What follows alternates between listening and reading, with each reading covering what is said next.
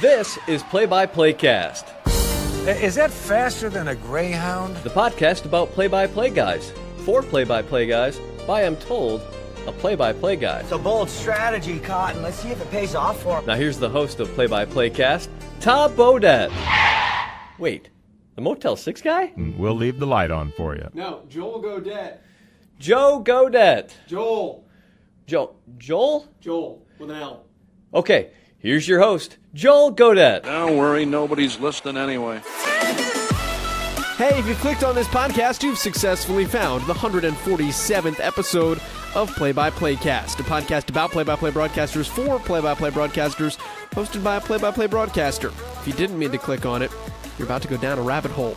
My name is Joel Godet, and this is a professional development podcast that dives into the tips, tricks, experience, stories, process, and preparations of some of the biggest and best play-by-play announcers in the business. On social media, at PXPcast, I'm at Joel Godet, or you can email me at jgodett@bsu.edu.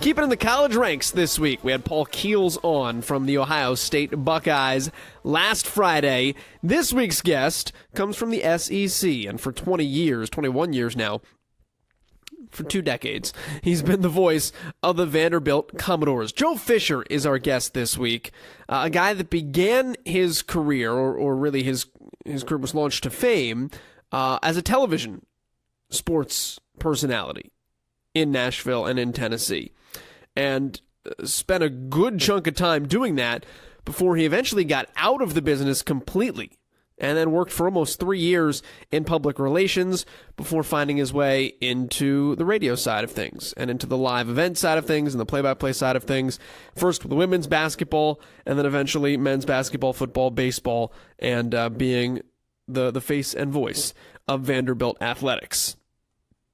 A lot of interesting things to dive into with Joe.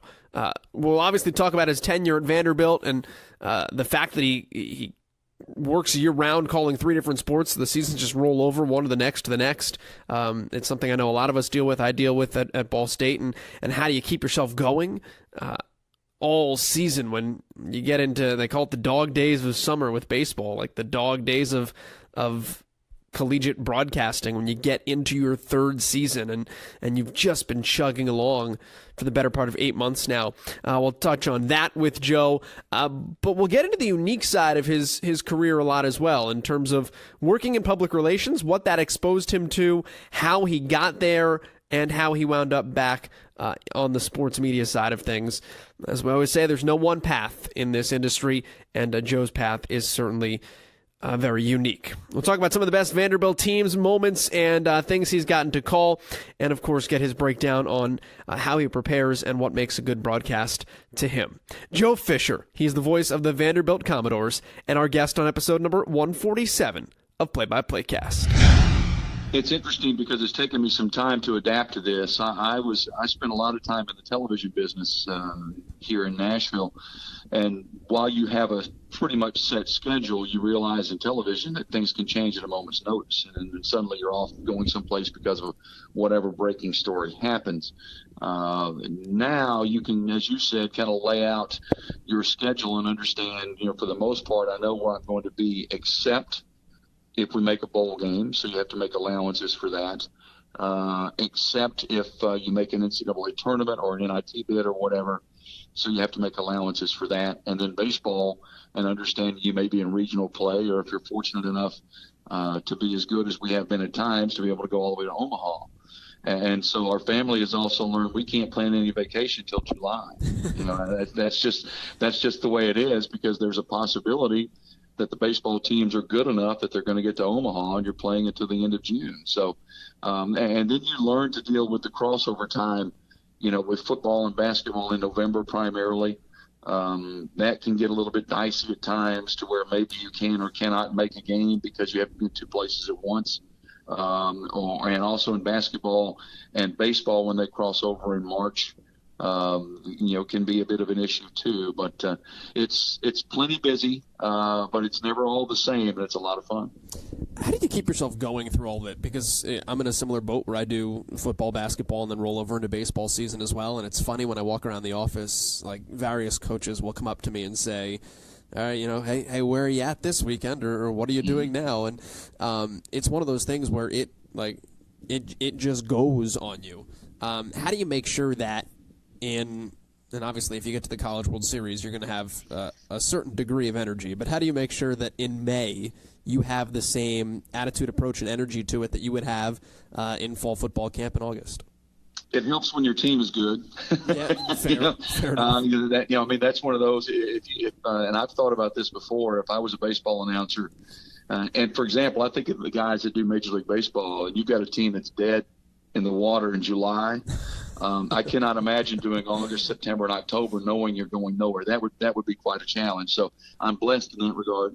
I have done, I think, over the years, I think with experience, I've done a better job of giving myself time on a Wednesday. When you don't have a game on that week on a Wednesday, and instead of just getting up and going to the office at 7 o'clock and being in the office all day, well, you know what? Maybe I need to give myself a little time. I mean, if you're going to work all weekend, and if you're going to travel, and if you're doing all those games, I think you just have to take better care of yourself and take more time to make time to either be with your family or just to be away from, work for a few hours.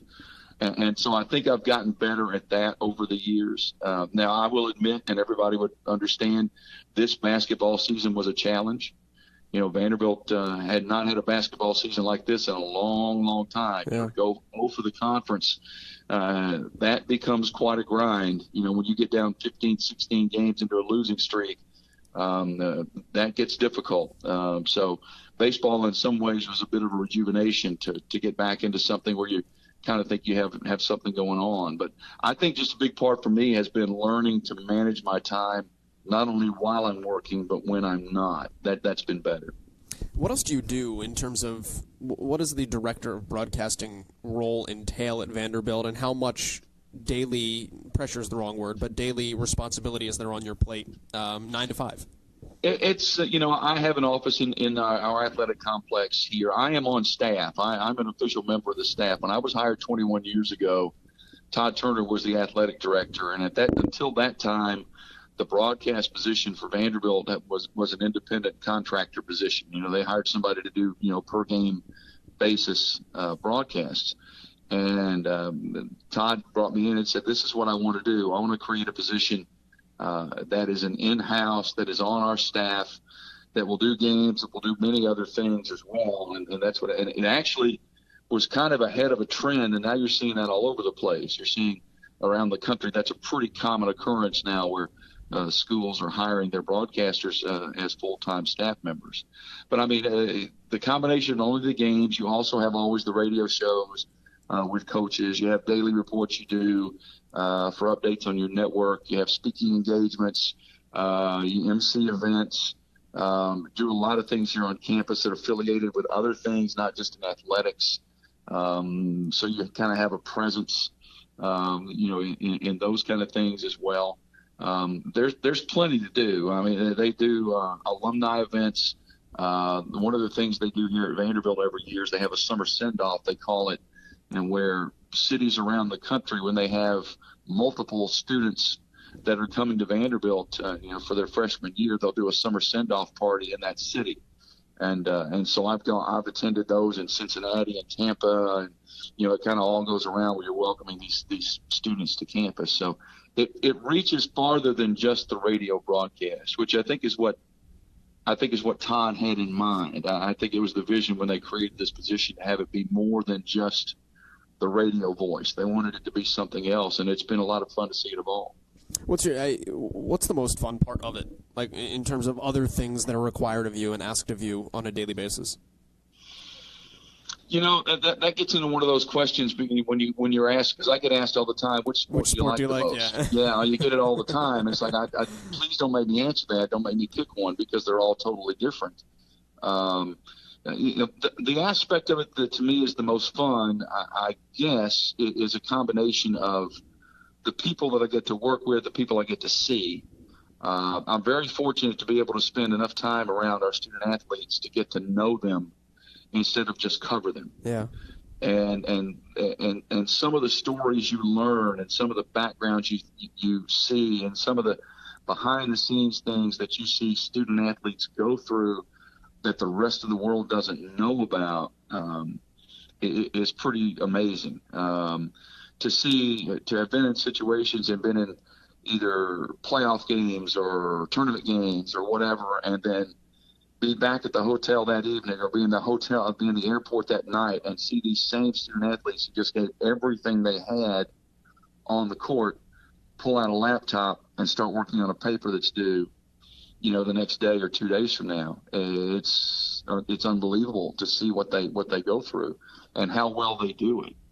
And I guess so. For me, the most fun part is just the day-to-day being here, and having been here long enough to kind of be recognized and accepted as well. He's been here a long time. He's been here longer than darn near everybody else here. So as you know, in the coaching business, how that all changes. So I think that to me has been very special. I had read where you said it was a really tough decision for you. One of the toughest decisions you had to make when you went to Vanderbilt in the first part, because you were not in the business at the time. You were working at a PR firm. Then you were really happy there. What was that process like for you? Like, what was it like working and kind of like industry adjacent, and deciding that it was time for you to get back in?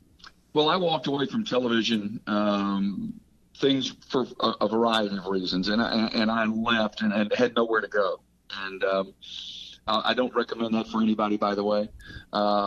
Never leave a job until you got someplace else to go. But I did that one time, and a PR firm here in Nashville, Divan Mall and Lawrence, which is now Divan Mall, Lawrence and Siegenthaler, took a chance on me and brought me in because I had media background, obviously, and they thought they could fit me into some things. And over the course of a couple of years, it was one of the most amazing experiences I've ever had. I had the opportunity to do everything from help manage a red carpet for a Planet Hollywood opening in Nashville and walk Cindy Crawford down that red carpet to serve on a presidential subcommittee discussing the deregulation of the electric industry.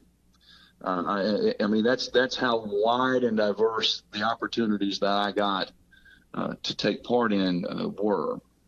And when Todd Turner came to me with Vanderbilt, and the backstory to it is, Vanderbilt called when I was working at DVL and said, we need somebody to do women's basketball. And we just need somebody in the middle of the season. They had an issue where they needed somebody to step in and do the rest of the season in women's basketball.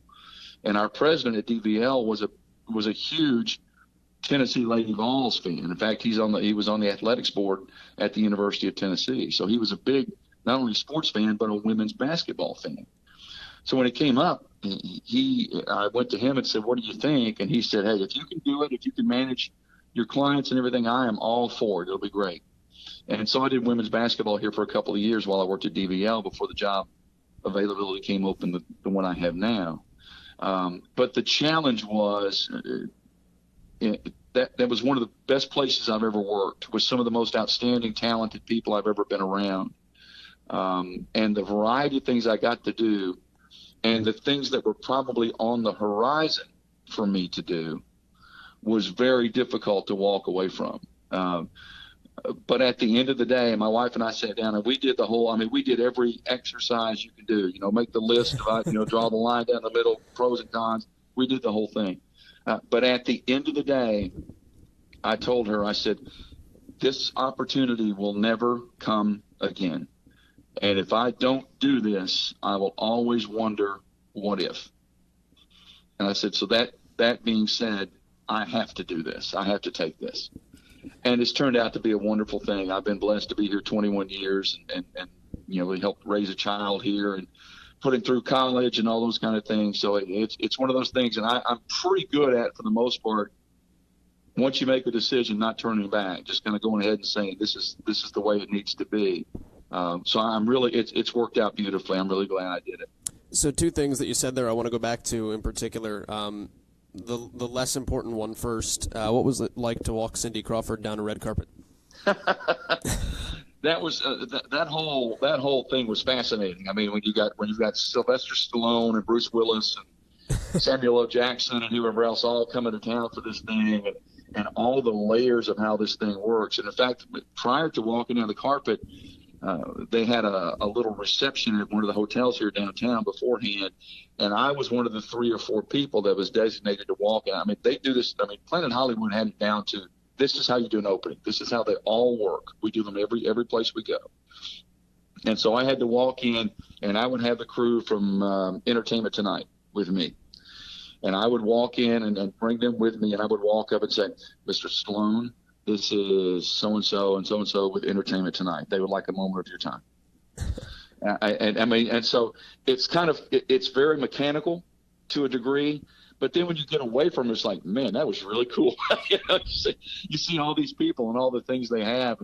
But it was funny, being on the red carpet, and there was a picture for a long time that hung in DVL of me and Cindy Crawford on the carpet, where I've got my hand around her arm, walking her down the carpet, leading her to the photographers and all that kind of thing. So yeah, that was one of the higher profile, more glamorous kind of things I got to do. The other thing you said that I wanted to touch on was the never leave a job until you have somewhere else to go. Take me through that thought process and what you learned from being in a situation like that. Well, I think everybody, when I left television, and I don't want to get into all the circumstances that led up to it, but there just came a time where I just said, I can't do this anymore for these people in this situation. I'm not comfortable here. And whether it's promises made, promises not kept, whatever, I said, I can't do this anymore. And so I walked away. A big part of it is, quite frankly, having faith in God that's going to lead me in the right direction and is going to provide. That's a hard thing to do when you've got, now my wife is tremendously talented and gainfully employed at the time, so I didn't walk away and we had no money coming in, but half of our finances went away. And so, but that was the leap of faith I had to take and say, this is not where I'm supposed to be. And there's got to be something else out there. And that started the chain of events over the course of now 25 years, basically, that's led me to where I am. So, but at the end of the day, I think my message to my son, for example, we talk about this all the time, and you're better off when you can control your own destiny as much as you can. And that is, if you aren't comfortable where you are, if you don't like what you're doing, if you want to do something else, fine. But I just don't highly recommend blindly walking away with absolutely nothing there and counting on something to show up. Sometimes it does, sometimes it doesn't. There are a lot of people, as I know, that have tried to get in this business or have been in this business and for whatever reason can't get in the door. And it's one of those things where if I walked away from this job today, there would be 10,000 applications for this job by tomorrow. There's no question about that. By today, probably. By later today, right? and I understand that. So, but to me, that was one of those things that I think, hopefully for me, now that I'm almost 60 years old, that was a once in a lifetime deal. But I believe when I look back on all it, I think I did the right thing. Were you at peace that, like, if the media side doesn't work out, then it wasn't meant to be from this point? Or was it one of those, like, I will find another place to be behind a microphone or in front of a camera? No, actually, when I took the job at Diamond Mullen Lawrence, the PR firm, I figured the media thing was over. I did not think I would be on camera again or on radio again. And I was fine with that. I mean, it was... And I think a big part of me being fine with that was because of the challenge that job gave me, the opportunities it gave me, the experiences that it gave me. And it did feed on, in some ways, my knowledge of the business and little things like, if you're a major corporate entity and you're about to hold a major press conference to announce that you're going to do, which we did, a concert tour that's going to end with 2 massive concerts at the Texas Motor Speedway, one country, one rock. I have a pretty good working knowledge of how a press conference should work.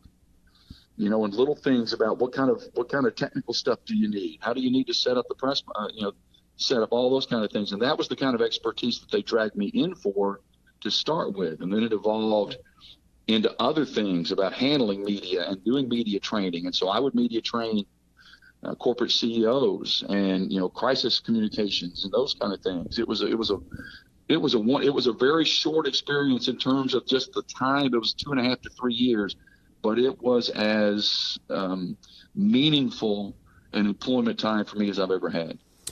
So that said, how exhilarating was it when the chance comes to not just be on the broadcast side of things again, but to actually be doing live event work as opposed to being behind a desk and being in a studio and now getting a chance to be painting that live picture?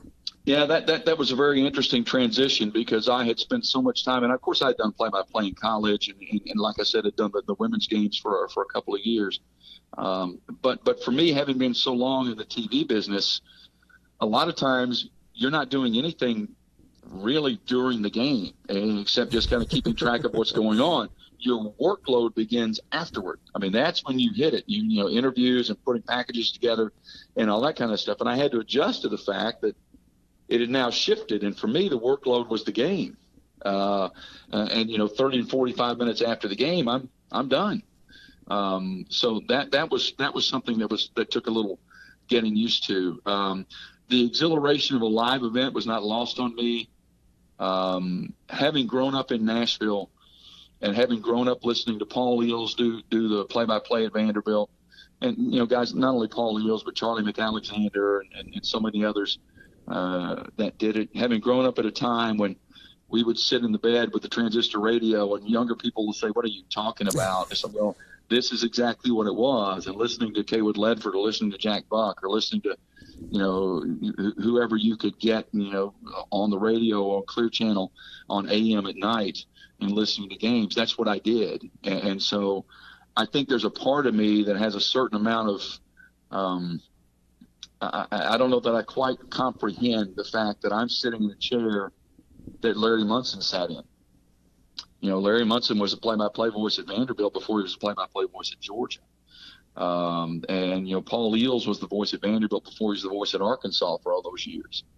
And so for me to have the opportunity to be in that chair, Wes Durham's a great friend of mine, one of my best friends, who was a play-by-play man here now in Atlanta with the Falcons for so many years. It's pretty special to be in that fraternity. And it's not lost on me when we get together every year. The SEC broadcasters all get together and we meet at the SEC tournament. It's the only place where we're all in the same place at the same time. And so we get together and have meetings and talk about what we need to do to help each other and fix, whatever, some technical, some other stuff. And you look around that room and you see guys like a David Kellum that's done baseball for 40 years at Ole Miss, like a Jim Ellis that, was there forever, with Jack Crystal and so many guys. Jim Hawthorne just retired at LSU, guys that spend a vast majority of their life in that position. And now I find myself in that same spot. It's pretty humbling. I knew I should have texted Wes before this to find out the inside scoop and dig down deep. He'd have given it to you, too. I'm sure you probably would have. I'm sure I'll hear about it now. What's been, you've called a College World Series championship in your time at Vanderbilt, but what's been the pinnacle moment? Has there been something you have most reveled in, having been able to be at live and be able to convey that story live? It's interesting. There are a few. You mentioned the national championship, and I think if you're a Vanderbilt person and you say you had the opportunity to call a national championship moment, that's hard to top. To have been here for the building of this baseball program, and Tim Corbin came 17 years ago, and to see what the program was, what the facilities were, what the situation was then to what it is now is just blows your mind. It's amazing how far they have come. So I think I have to just by default say, sitting in the press box at TD Ameritrade Park in Omaha in 2014 and calling John Norwood's home run to give Vanderbilt the lead in the 8th inning over Virginia, and then Adam Ravenel with the strikeout to end the game and win the championship is probably hard to top. Now, that being said, there have been several other significant moments. On a note where a team didn't win enough to go to a bowl game, Jay Cutler's touchdown pass to Earl Bennett to beat Tennessee. And in that streak, of 23 years in a row, I guess, where Tennessee had beaten Vanderbilt. And to do it in Knoxville was amazing. That quick slant into the end zone to give Vanderbilt the lead and the win and put that streak to bed was really, and that's one of those moments that Vanderbilt fans will always recall. There have been a couple of basketball moments, certainly to be a part of a couple of terrific runs to get to a Sweet 16. Down 11 with 2 minutes to go against North Carolina State, and coming back to win to advance to the Sweet 16 was pretty special. So there have been a number, and I tell you one that. And if you ask a Vanderbilt baseball fan, they will immediately start to smile when they hear about this one. It really, to me, was the jumping off point for this current program. And it was back in 2003. They all run together now. But last game of the regular season, have to win to make it to the SEC tournament for the first time in 7 or 8 years, and playing Tennessee, and down by 1. Bottom of the ninth, runner at first, and Worth Scott comes to the plate, who's from Hendersonville, which is a city just north of Nashville.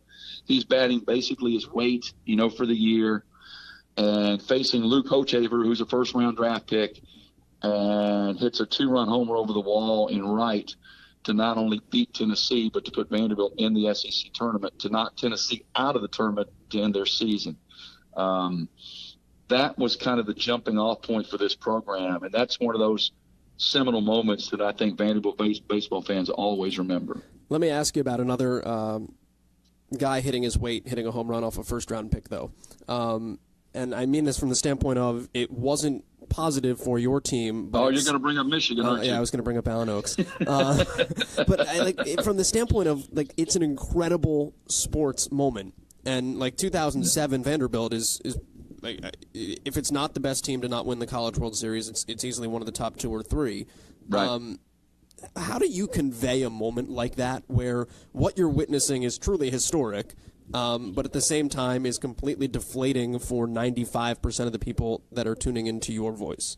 And it's to me. Yeah. A part for me to have to learn early on was, I remember the first football game I did at Vanderbilt. We played in Starkville, Mississippi, played Mississippi State. Jackie Sherrill was coaching at the time, got beat 42-0 in a game that wasn't that close. And I remember getting on the plane, coming back and saying, what in the world have I gotten myself into? Because I'm not sure I can handle a steady diet of this. And you have to learn, as emotional as it is, as much as it means to you, it is still a job. It is still something that you have to convey to your fan base. Now, you can convey your disappointment, your broken heart, your elation. You can do all of that, but you've still got to try to live in the moment. I think all of us who do what I do think about big moments beforehand. And I don't say you want to script them. I know some guys that do, some that have said, I remember Milo Hamilton when he was talking about Hank Aaron heading toward breaking Babe Ruth's record. He worked hard about what he was going to say when he hit 715, and then he hit 715 off Al Downing, and everything went out the window. He totally forgot it and said something totally different. And I really understand that. I think the biggest part for me that I've learned over the years, and I'm far from the best at this, but I think the biggest part for me is trying to stay out of the way of the moment. Don't overpower it by talking over and over and over again, saying a lot of things. Sometimes the best thing to do is just let it breathe. Sometimes you just have to allow your fans and your listeners to absorb the moment, either in elation or in despair.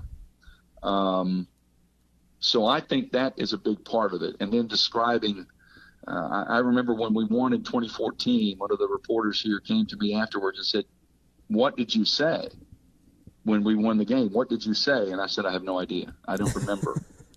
And somebody's going to have to play it back for me. And I said, "I do remember that when I thought about it, my whole thought process was keep this simple.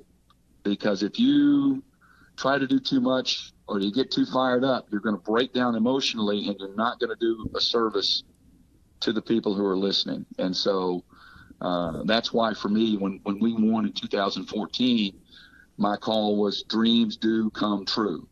And that was it. And that to me just kind of said it all. And then I just let the moment play out and ran with it.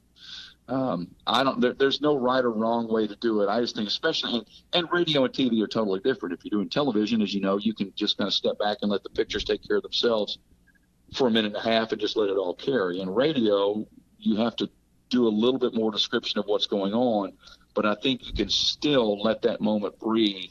Because think about it, fans, if they're celebrating at home, they're jumping up and down off the couch and all that kind of stuff after you just won, they're not going to hear you for the first 15 seconds.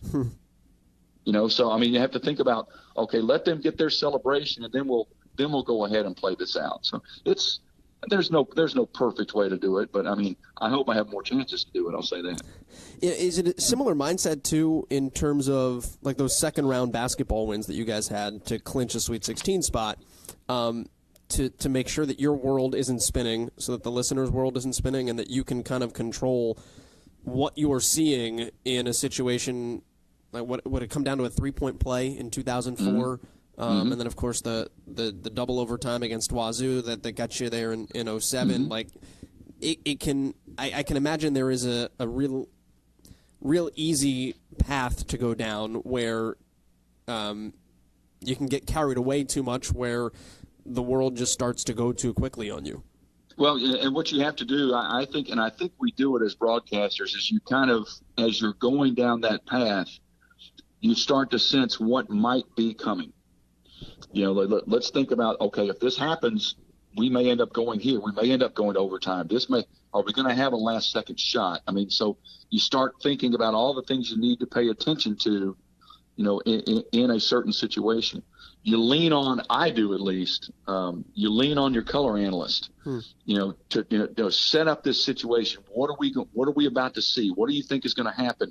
What could happen here? What would you do?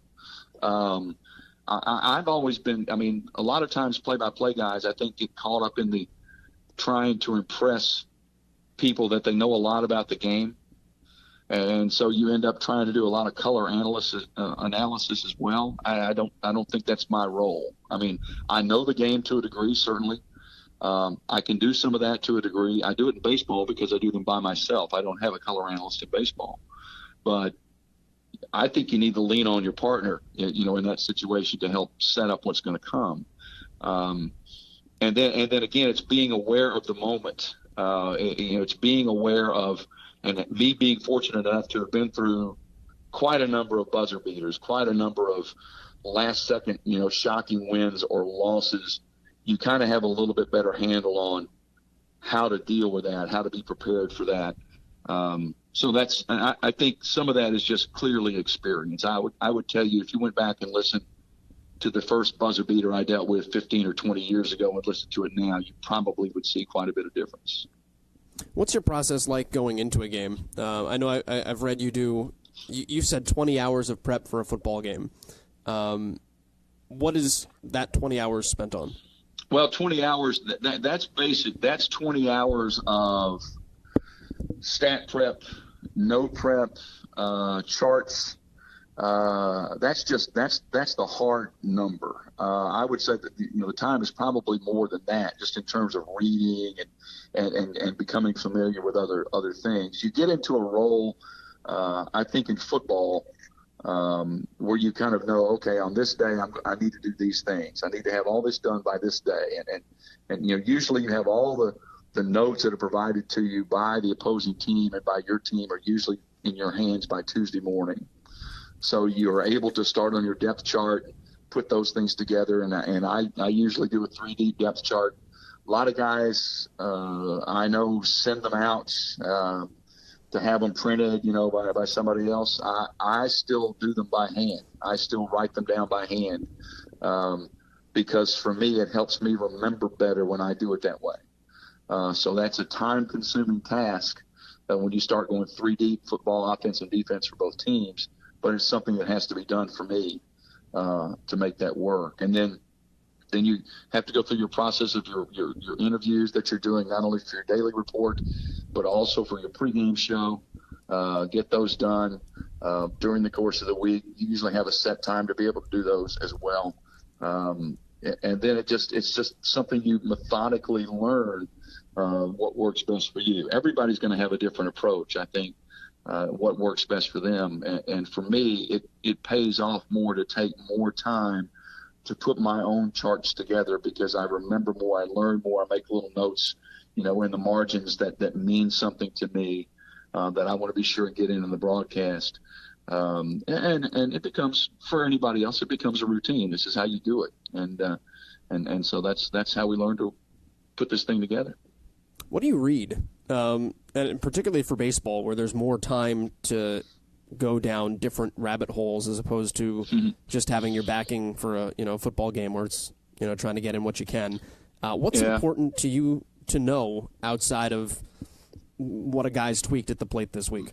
Well, one of the interesting things with baseball, and I think it's one of the advantages of college baseball coverage now, is there are several quality publications that cover the sport very well.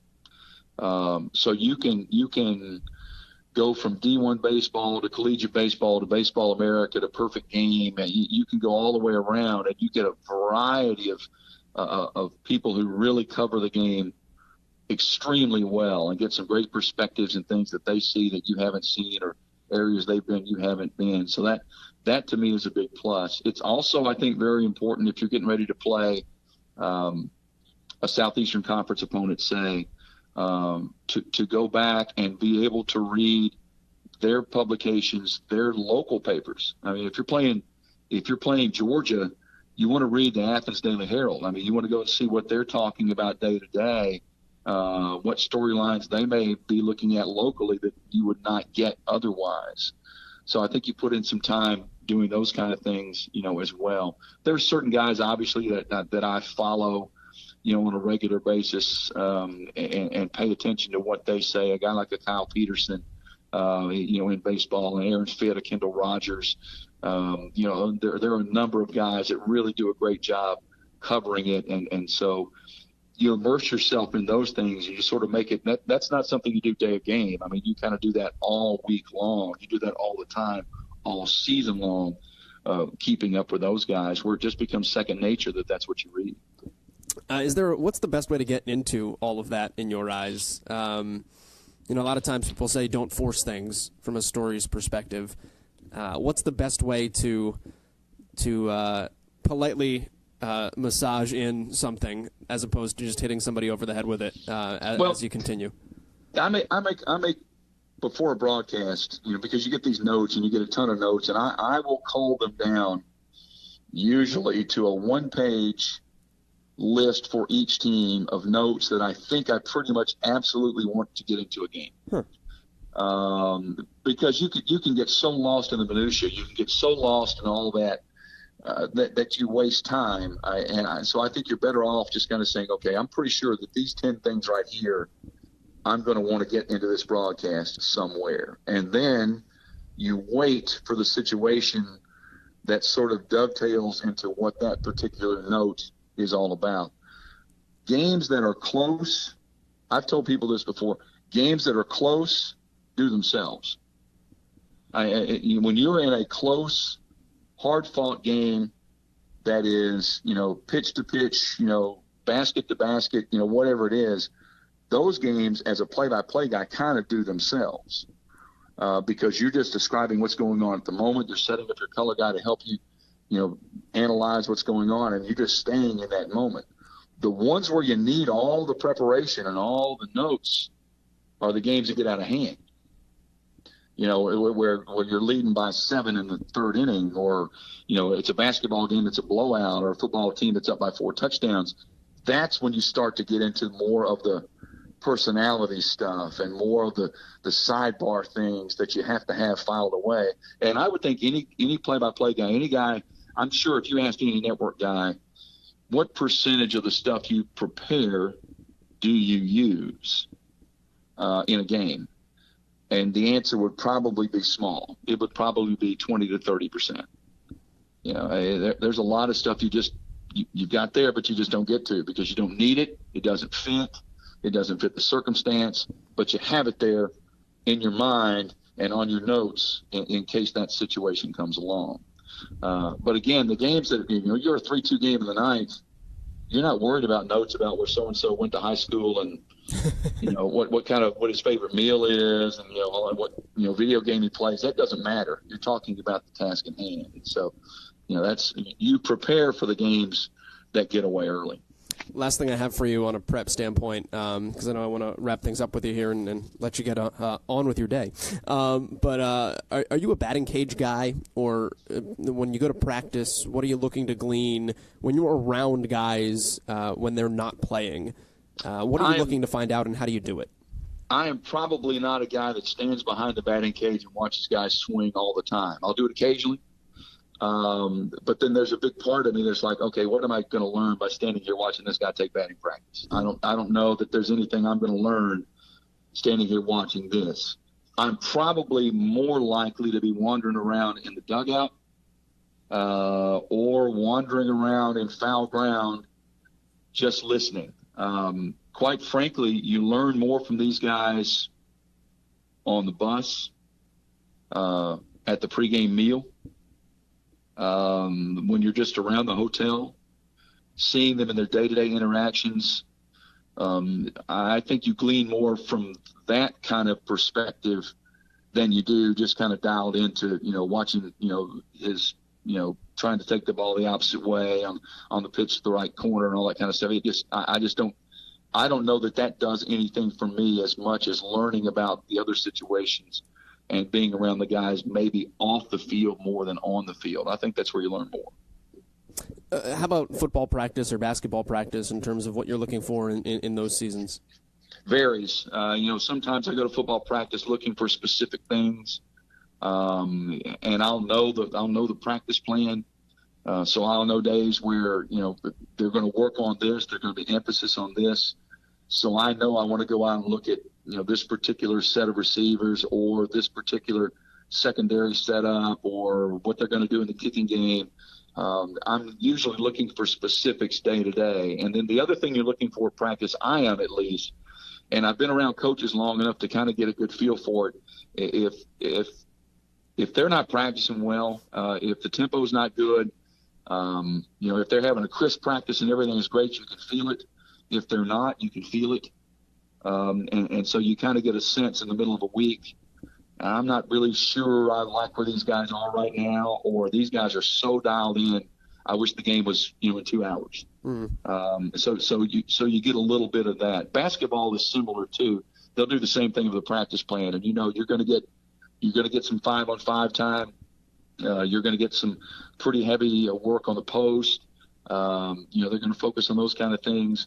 Usually when I go to those practices, I'm a little more keyed into looking for specific things as opposed to just being there in general. Joe, if people want to track you down on social media or find out more about you or hear the Dores, how do they do it? Well, you can tune me in on Twitter at Joe Fisher VU. At Joe Fisher VU is my Twitter handle. Of course, you can go through VUCommodores.com and get any of our broadcasts through there. We're on the TuneIn app, through the Vanderbilt app as well. So there's a lot of options, and love to have everybody join us. All right, that's Joe Fisher joining us here on Play-by-Playcast of the Vanderbilt Commodores. You can find him on Twitter at Joe Fisher VU. I thought it was really interesting. We talk about the paths you can take in this industry and whether you should go somewhere and do play-by-play in a small market or if you should just move to a big market and try to put things together. Joe didn't wrestle with that decision, but I think the quote of, not the quote, I'm paraphrasing at this point, but the idea of not leaving something without anywhere else to go is an interesting thing to ponder. Because I think there's merits on both sides of it. Obviously, from a personal standpoint, financial standpoint, maybe keeping yourself in the business standpoint, yeah, it's good to have a place to go if you're gonna jump. There's also something to be said for not having a safety net and needing to grab hold of something lest you keep falling.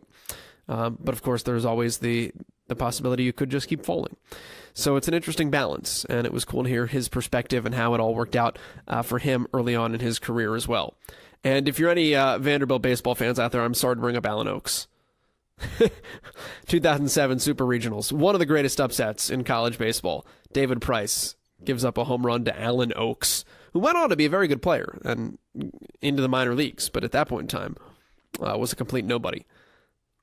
Still think to this day, one of the best teams to not win the College World Series. Anyway, that is Joe Fisher here on episode 147 of PXPcast. Until next week, my name is Joel Gadet. The music is Marshmello, and we are out.